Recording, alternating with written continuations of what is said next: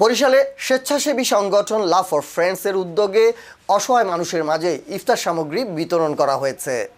সোমবার 23 ফেব্রুয়ারি নগরীর 29 নম্বর ওয়ার্ড শাহপরান সড়কে হাওলাদার বাড়ির সামনে এসব ইফতার সামগ্রী বিতরণ করা হয়। এতে রয়েছে ছোলা বুট, আলু, পেঁয়াজ, লবণ, চিড়া, চিনি, ট্যাং, মুড়ি ও দুধ। অসহায় দুস্থদের হাতে ইফতার সামগ্রী তুলে দেন সংগঠনটির প্রতিষ্ঠাতা সাংবাদিক পারভেজ শিকদার ও অন্যান্য সদস্যবৃন্দ। এ সময় আরও উপস্থিত ছিলেন জাকারিয়া হৃদয়, নুসরাত জাহান, আতিক হাসান সহ আরও অনেকে।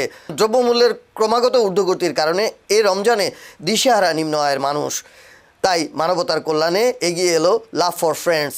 2017 সাল থেকে ধারাবাহিকভাবে কর্মহীন ও অসহায় দুস্থদের মাঝে ইফতার সামগ্রী বিতরণ করে আসছে সংগঠনটি। একটু পিছিয়ে যান। হ্যাঁ, ঠিক আছে।